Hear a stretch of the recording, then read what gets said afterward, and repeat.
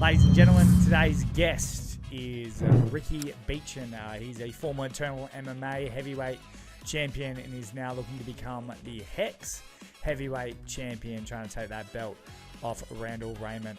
Hex Fight Series 27, August 18th, Melbourne Pavilion. Ricky's a great guy, training partner with UFC fighter Jimmy Crute, trains under the great Sam Greco. If you know anything about combat sport, you know a lot about Sam Greco and a little bit about Australian television. Ricky joins us on the show, has a little chat about his training, what it's like being a heavyweight in Australia. He dubs the term heavyweight privilege. I've never heard it before, but I think we just might chuck it on a t-shirt. I think it's pretty cool. He goes into all about being a heavyweight and into weigh-ins and training and getting fights and all that sort of stuff. So it's really, really good stuff. He even talks about an unfortunate time when he got mugged that led him into mixed martial arts. So we're going to find out a little bit more about that. But yeah, hopefully you guys enjoy. This is one half of the Hex Fight Series 27 main event, fighting for the heavyweight championship August 18th. Ladies and gentlemen, Ricky Biechun. Ladies and gentlemen, welcome to the show. Ricky Biechun, who is taking on Randall Rayment for the heavyweight title at Hex Fight Series 27, August 18th, Melbourne Pavilion. Mate, welcome. Thanks for having me. Oh, it's great to have you here a second time. As 15 seconds ago, I didn't press record. Nobody else will ever know. Mate, first of all, it's the first time we've ever chatted.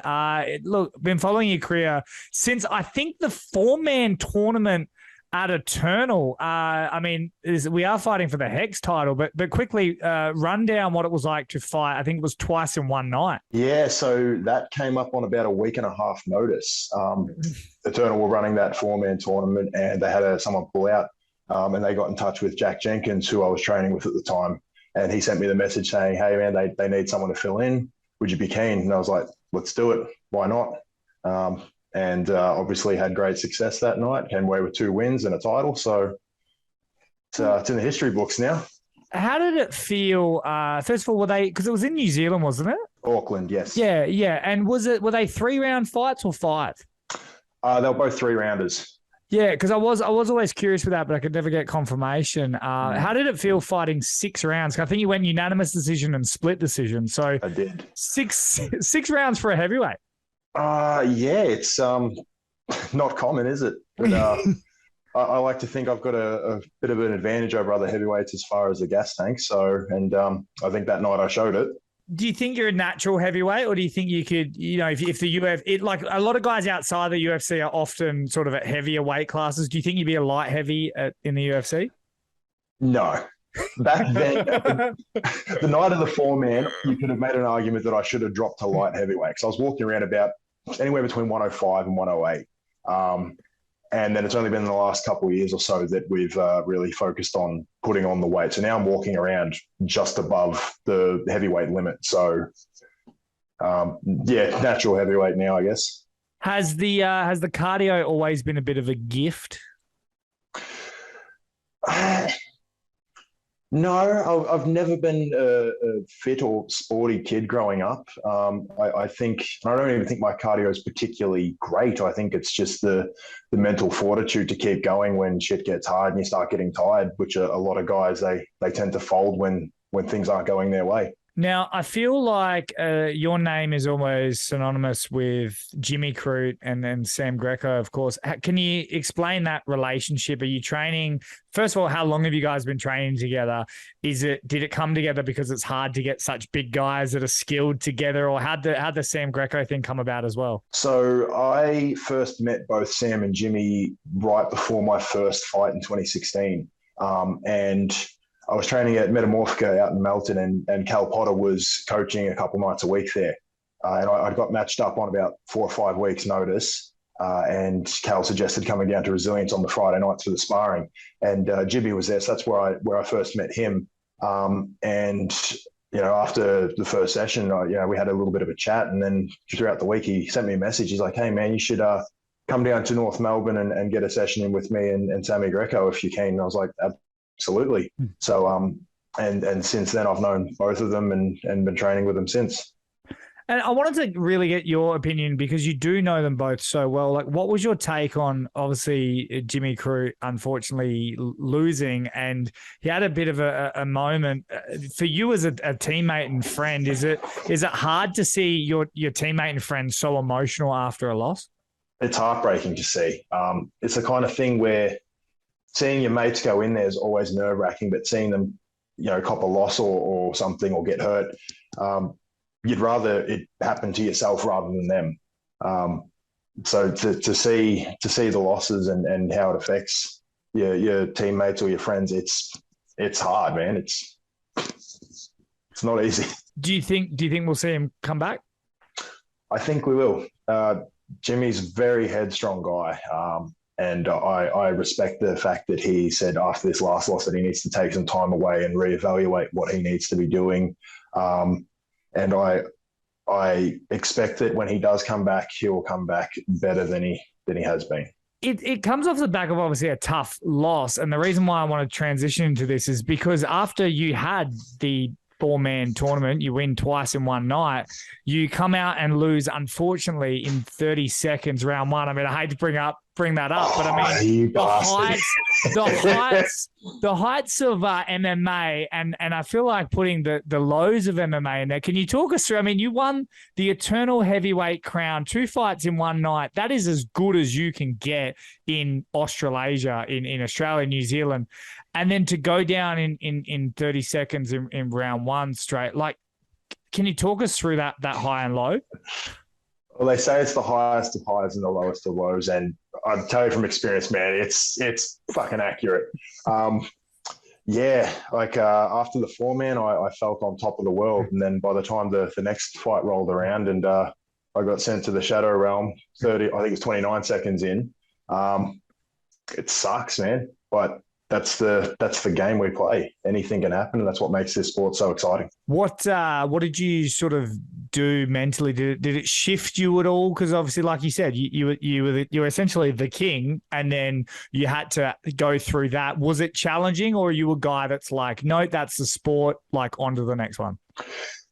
At the time, it was hard. I wasn't particularly in a good place outside of my fighting mentally going into that, and then coming off the loss definitely didn't help. So it wasn't easy. Had to obviously sort some shit out and work back, which made the win on the comeback all the sweeter. But it is what it is. I had to learn from it, and now I know that even at my lowest point, I can bounce back. Because from the start of your career to even now, it's obviously been difficult getting fights just to begin with. Have there been moments where you've taken fights with guys where you go, oh, I'm probably not ready for that, but I have to because there's no other fight? I haven't taken any fights against guys I think I'm not ready for, but the 2 fights that I've lost, I've had the doubts going into the fight, leading up to it. All the what ifs get into your head and it takes over. And the fights where I have confidence going into it that no matter what happens, I've done everything I can and I'm going to, give it everything I've got. They're the fights that I've come away with the wins. What's your sort of opinion on the heavyweights of Australia? Is it where it needs to be? Is it lacking? Because I don't want to get really started on the light heavyweights because that seems even thinner. Light heavyweights dead in Australia. Yeah, which is some time.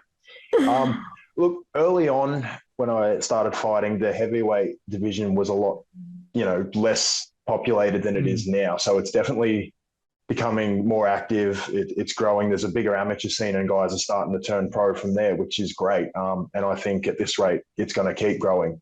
And it's exactly what we need. Obviously, it's not as populated as some of the other divisions like featherweight or lightweight, but, how many guys that are, between 93 and 120 that, are active guys and choose fighting as their sport and then of that want to fight, so. Do you think it's because a lot of heavyweights go into rugby and all that sort of stuff? Do you think MMA still doesn't have that sort of allure to younger heavyweights? I couldn't tell you what it is, man. I really couldn't. it's fighting's not for everyone. So Well, why is it for you? Like, what? I mean, I saw the beautiful Hex package of why you got into MMA, which I'd love for you to go into as well. But what is it about the sport that you truly love? I love the fact that I'm challenging myself to do something that 99% of people won't have the balls to do. Um, and when I'm all said and done with it, I can look back and say, no matter how far I get with it, no matter what my record is, like, yeah, I did that.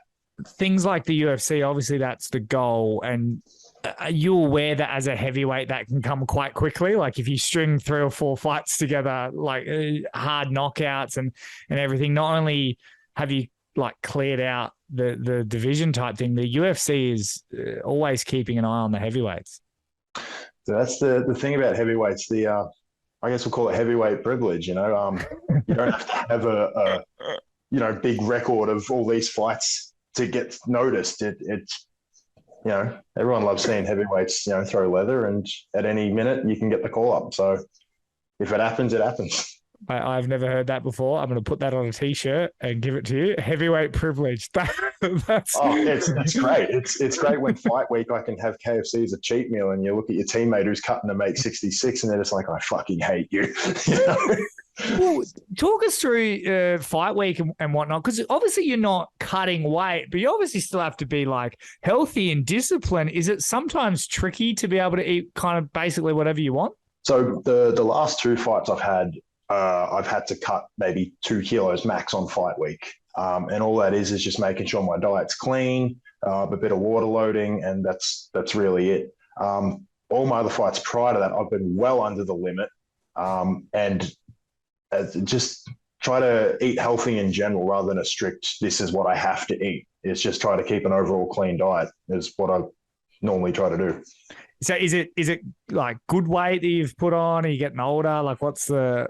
It's a bit of both, if I'm honest. So no, once I started taking my S&C seriously, it was about putting on some size, putting on the muscle. And my coach has mentioned that, naturally as you put on size, you're going to put on a bit of fat too. But that makes it easier to turn it into muscle. But that still hasn't happened for me yet. So, so who's your main coach taking everything now? My head coach is Sam Greco. So okay, full on board. And what's the most valuable lesson you think Sam Greco's taught you? Ooh. Yeah, as corny as it sounds, it's got to be one of those, believe in yourself kind of things, because I've experienced it when you don't have that faith in yourself, whether we think you can or you can't, you're right. And the times where, I'm telling myself I can, it's right. And the times I've said that I can't, they're the ones I've been fucked up. So what does your sort of week look like day to day? Day to day. So I work during the day, 5 days a week. Then I'll go Monday, Wednesdays, I'll have striking straight after work, and then grappling at night at Resilience. My Tuesdays, I will have my S&C straight after work, and then I'll head out to Metamorphica to coach for a couple of hours. Friday's normally sparring, and then Saturday I'll get to AET for some hard grappling rounds. And is that how, have you figured it out throughout your whole career of what works for you? Or are you constantly sort of trying to change things up, or has it been the same since your career began? Mostly the same since the career began, but I can't afford to not be working. But my work has always been the case of how can I make sure I can still fit in all my training on top of work? And at the moment, it's probably not ideal, but it's working. So what do you do? Council work, just park maintenance. So you just rip trees out of the ground? Sometimes. I've been there for nearly 3 years now. For the last year and a half, I've been on a ride on mower. So, and I have ripped a couple trees out the ground with the mower. So, and in 5 years, where do we see Ricky Biechun? 5 years. Well, in 5 years, I'm still doing this. I'm going to be signed by that point. Still doing this. And if you weren't doing MMA, what would you be doing? I don't know. I really don't. I can't imagine what my life would be like without this. I'd probably be a big fat lazy fuck sitting on the couch watching fights, saying, "Oh, just stand up. It's not that hard." You know? Hey, you are in the heavyweight division, but I've seen Derek Lewis just stand straight up. So I mean, it works for some. It can be done. Well, you talk about starting and not having MMA. What made you walk into an MMA gym to begin with? So I always had an interest in being able to fight and training. Never really had the balls to get into it at first. I kind of expected that, that meathead mentality that a lot of gym junkies have, but only for fighting. And then myself and my mate, Belch, we got mugged one time, and I remember just like freezing up, and it was like, this is a shit feeling. Like I need to learn how to defend myself. So that's what really got me into it. And I was just doing it as a hobby, learning, basics, learning self-defense, until my coaches at the time put the idea of fighting in my head. And then that was it. I was like, yes, let's do that. And it's been that way since. Are you a guy that is naturally, like, do you avoid confrontation? Are you almost scared of confrontation at times? Or are you always like a banger and a brawler in life? No, when I was younger, definitely preferred to avoid it. Still prefer to avoid it now, but obviously, having the experience, it's like if something does kick off, I'm confident that I can handle myself. Obviously, we don't want it to get it to that point, but if it does.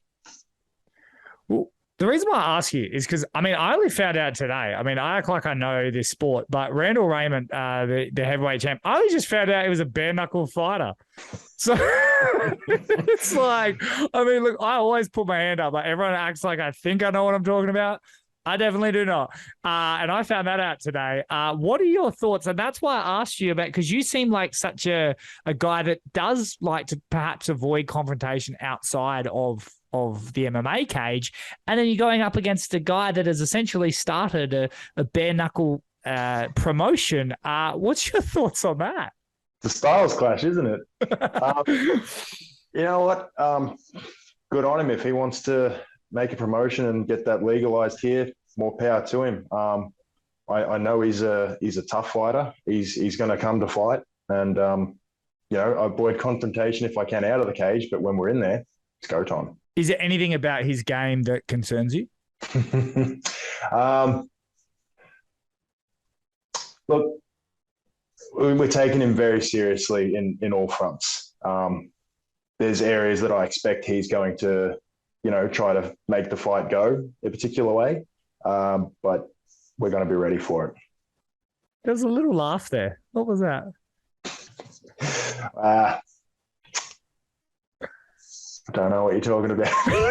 What's No, the chuckles, because I'm like, how can I answer this without giving too much away of what we're trying to plan for, Going into each fight, is it dependent on your opponent, or is it really like, no, I'm going to implement what I want to do? Going into it, it's normally we implement what I want to do, but we're ready for what they want to do. Every fight, you know that your opponent has something that they're going to want to do, whether it's like they want to take you down or they want to stand and bang. We've got to be ready for it no matter what. And we're just focusing on making sure that if it goes where they want it, we can get it back to where we want it. And let's say you do take out Mr. Rayment for the heavyweight title. Are there any heavyweight contenders you see that are lurking around? Look, that's not up to me. It's up to the matchmakers. So, I take it one fight at a time. And once this fight with Randall's done, then I'll look forward to the next one. Is it hard getting training partners because the pool is so limited that you guys might end up fighting each other? It is a bit. We did at one point have, a good chunk of the heavyweights in Australia at the one gym, but they've all, disbanded their own ways now for various reasons. So that's made things a little harder in terms of, having consistent training partners that are of the same size. But, you play the cards you're dealt. We do what we can. And just how long till we see you in the big show? Like you said, it's always 1 or 2 fights away at heavyweight, isn't it? So could be sooner than later. We don't know. Well, mate, before I let you go, I ask everyone this, and I want to ask you, after it's all said and done, how does Ricky Biechun want to be remembered in mixed martial arts? Well, first of all, remembered as a Hex heavyweight champion. That's a given. Other than that, I'd like to be remembered as the guy that in the cage you didn't want to be across from him, but you're more than happy to go up and introduce yourself on the mat and ask, how can I improve on this or that, and just be like a genuinely good guy off the mat, on the mat, off the mat. And can I get a prediction for Hex Fight Series 27? Third round TKO. Oh, okay. I like it. It's very specific. Why so specific? Well, that's my last 2 wins, third round TKO. So if it ain't broke, don't fix it. Fair enough. All right. That's good for the ticket holders. It's good for the streamers. They get a bit of a show, but they also get some action. I like it. That's all right. Ricky Biechun, mate, absolute honour. Hex Fight Series 27, tickets and streaming availability at hexfightseries.com. Mate, it was an honour. Give my best wishes to Jimmy Crute as well. We all love him and want to see him back, not just as a fighter, but as a guy. So we hope he's happy. No worries. Thanks for having me, brother. Take it easy, legend. Thank you.